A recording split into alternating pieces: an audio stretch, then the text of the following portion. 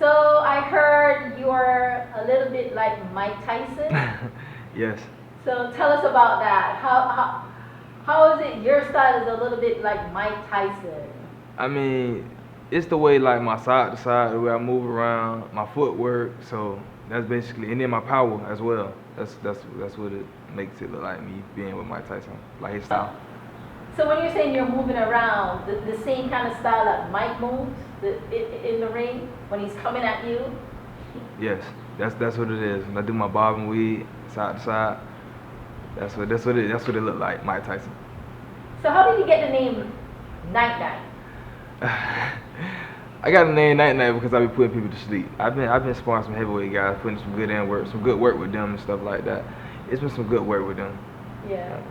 So you've been knocking them out in sparring? I mean, I can say like I can daze them, I can knock them out. You know, I got times that I done daze them or whatever. But I ain't gonna really say I knocked them out, but I done dazed them. They done felt me. So you're making your pro debut September 24th. Yes. Yeah.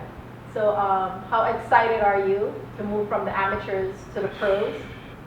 I've been waiting on this so long. It's like I've been wanting to do it for the longest, but I know I needed more experience for that. But I'm very excited. Like it's hard to explain how much I am excited. And how long you been boxing? I've been boxing like 2 years. 2 years now. Yeah. Oh, so you started late. Yeah, I started a little late. Oh, okay. And how old are you? 22 years old. It's unbelievable that you've been only boxing for 2 years and then you've advanced so fast.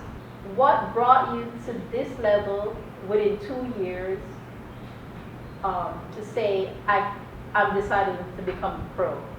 Great coaches. Great coaches, that would help me out a lot. And me, physically, mentally, in my mind, it helps me to be able to know that I'm ready. And can you tell us who your coaches are? Yes, my coaches, Bunny Canino and Yvonne. Okay. Two of the best great coaches. They're amazing. What is your amateur record? My amateur record is 9-1. 9-1. Yes. Okay. Any pro fighters name that you've been sparring that's up there? This one guy, this heavyweight guy. I'm not sure of his name. I can't remember his name. I was just looking at him, but I sparred him. I've been sparring him before my professional fight coming up. I've been sparring him, putting some work in with him. He's an amazing fighter too as well. He's 7-0 with 7 knockouts.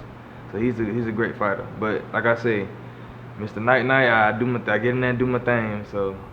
What brought you to boxing? You know, as I was coming up, I used to be with a lot of guys and we used to always hang out, and it's like anytime like anybody had anything on their chest or something, like we'll always get in the ring and I mean not the ring, but we'll always get our boxing gloves and go out there and spar against each other and everything. So it's like I seen that I had a little bit of talent in me already, like I was a born fighter, so I felt like I should just go ahead and just get into it. And I see that I had power and stuff like that, so all I needed was like the work to help me to be able to be coordinated and be able to do what I need to do in the ring. So with you being so advanced within 2 years, it seems like you had a lot of discipline in your game. How disciplined are you? I'm very disciplined because what I've been through in my life, so it's like it helped me. And then as I got a little older, I ran into a lot of people who helped me, and like my coaches too, like they helped me and they be on me a lot and make sure I stay focused. And my parents, they helped me a lot as well. I have two good parents and they helped me out to keep me focused. And my mom, she helped me out and talked to me a lot and give me understanding of stuff in life and make me go forward. And what weight division are you fighting out of? I'll be fighting in Cruiserweight. Cruiserweight. Yes. So, you know, that's a very busy division, and they have a couple vacancies right now at the top. I think the WBO have a vacant spot, and so the division is actually wide open, and then you actually have two guys that's fighting on the 20, I think the 26th, next Saturday, from the Cruiserweight Division for title. Yeah. Are you familiar with any of the guys that's on top of in the Cruiserweight Division? Not sure with like which guys are like the champions right now, but I know a couple of guys that's like regular boxers coming up on their way there, but they're not really known. But I know a couple of guys that's on their way there. Yeah. And who are these guys that you know that you admire? One of the guys, his name is, I think, Chris Johnson. Yeah, so in this cruiserweight division, there's a lot of European fighters that are leading the charge over the Americans. So you big shoes to fill for the Americans there. Mm-hmm. I gotta put on for the Americans. I got them. Got their back. You got their back. Yeah. I like that you said that with your crew or with the group of guys that you hang out with, that when there's an issue, you guys settle it in the ring instead of gunfight or a knife fight. I mean, it's like, okay, nowadays it's a lot of killing going on, but like around when I was like 14, coming up 13 to like probably like 16, a lot of us who wasn't worrying about like carrying guns or carrying knives or doing stuff like that. The only thing that we was worrying about was like probably like hanging out a little bit, going to clubs, partying with girls and stuff like that. We wasn't really worrying about nothing like no violence. But when violence did come around, then we was already like, okay, well, if you mad with this guy and you want to fight this guy, so this is what we're going to do. We're going to get some gloves and we're going to handle it this way, then this squash. If you feel like you lost, you want to go again, that's up to you. But other than that, we squashed our beefs and everything with gloves. We didn't have time to be picking up no guns. Sometimes we didn't even have the money to buy a gun. So we didn't have a job, so we wasn't really worrying about shooting or nothing like that. So off of that, what is your daily code you live by, or a phrase that you grind by? A phrase that I grind by is, it's a couple of quotes that I have. Like, I have one that me and my brother, we love saying it towards each other. Like a champ, that is, we rise. That's what we say a lot to each other. We always tell each other we rise, because we're going to rise together as one, as all. All us together, we stand as one nation. You said you have a brother. How many siblings do you have? I have 3 sisters, and I have a lot of brothers. I have 3 sisters, and I have BJ, Brian, Brad, Breon, TD, and 7 brothers. So 7 brothers and 3 sisters? Yes. That's a large family. Yes. So your mom and dad have like 10 kids? Not together, but Oh, okay. yeah. But when you get together with the other siblings, there's a lot of tearing up going on? A lot of tearing up, because like they have kids and it's just be a lot going on. But it's fun, because like it's fun being around your family. I love my family. I love being around my family, so it's okay. I have to clean up the mess ups, but it's all right. So it's like a chaotic love going on. Right. A whole lot. So tell us a little bit more about your background, about who you are as a person and as a fighter. Well, me, I just, as I was up, like growing up, I always like learned that I had to do stuff on my own a lot. And my mom, she helped me. She's always like behind me and everything I done, but it's like I always had to make sure that she always let me know that you're a man before anything. So you gotta make sure you do stuff your way and not nobody else's way. Always be a leader. So that's what I came up off. I came up off really being a leader and following my own footsteps. And people was coming behind me. I had a lot of guys, like even now to this day, a lot of guys even older than me. They come behind me and like they help me and they push me and pursue me and whatever I do. So as I grow up, majority of the time I always been a leader. I never really followed anybody like that. That's how my mom really raised me to be. Going back to boxing, can you elaborate a little bit more your boxing routine and your boxing style? I know you said earlier it's a little bit of Mike Tyson style. So can you elaborate a little bit more about that?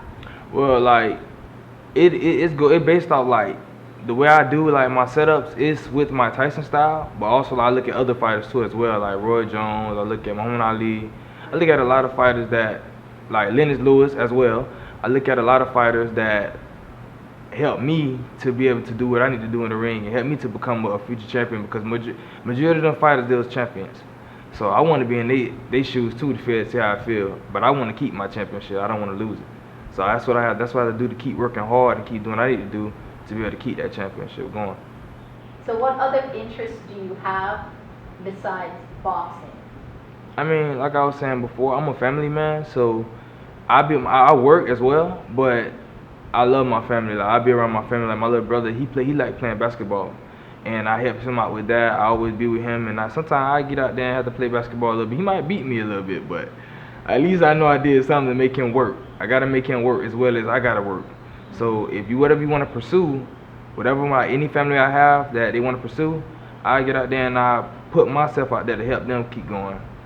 But majority of the time I work and I just train. That's basically it. And be with my family. What gives you your mental fortitude? What makes you strong, mentally and physically? What makes me strong is like mentally and physically is what I've been through. Like all my life with me up and down, trying to find a way out. It's like that's what kind of built me mentally to help me keep moving forward. And then, like I said, without my coaches, they helped me a lot. So they help me mentally as well, cause they be on me. Like if I ain't at practice, where you at? Get here, and they make sure they on me. So that kind of built me mentally, cause if I didn't have anyone to push me, I wouldn't be able to really go. And physically, it's like mostly the same thing, cause she put my coach Bunny, she pushed me as well as Yvonne pushed me. Both of them pushed me physically and mentally. And like strength wise, I do my workouts, so that's what helped me out too. Helping me working out is what keeps my mind clear. So you're teachable then. So if Right. coaches, your two coaches are getting through to you, so you're a teachable person. So it takes some kind of to be a little bit humble to absorb all of that. I am pretty much a teachable person. You can teach me anything really. I catch on a little slow, but yes, I love to learn. But once I like learn it, I try to perfect it and I try to keep it going. So did you play sports in high school? Yes, I played football. I played football for I went to academy school, but I can play for like we didn't have a team or nothing like that, a football team or baseball, basketball, anything. I can play for a different team. So I played for Fort Lauderdale High School, and I also played for Stranahan High School for a little bit. But Stranahan was big back then in football. I'm not sure what they are now, their status in football. So, so when you were playing, was the team, advanced? They was okay. They wasn't that bad. Fort Lauderdale High. That's why I kind of left Stranahan to go to Fort Lauderdale High School because I felt like Fort Lauderdale High School was a little bit better. So boxing is becoming your full-time life? I work still, so I mean, but I be training more than anything. So I can say I can be a full-time boxer because I just went pro. So it's like right now I'm in the middle of both. Are you looking for sponsors, or do you have sponsors now? One of my sponsors, they're Champion Painting. That's one of my sponsors. But I'm open for and Bunny Caninos. They're also my sponsors. Sorry, my coaches. So you mean the Canino Gym is your sponsors too? That's awesome. Okay. Yes. And so you're looking for more sponsors? I'm open for more sponsors, but I'm also looking for promoters too, as well. So I know for promoters you kind of have to build your record and try to get somebody to see your work ethic. Yes. In the gym and at your fight. I mean, well, they'll notice me. I'm not too hard to not see. They'll notice me because I'm gonna make a name for myself. I already made my name for myself for amateur. I'll make a name for myself in pros as well. Awesome. What would you like to say to the boxing world? I would like to tell the boxing world that I'm on my way and I'm coming. So tell them to look out for me. Isaiah Night Thompson.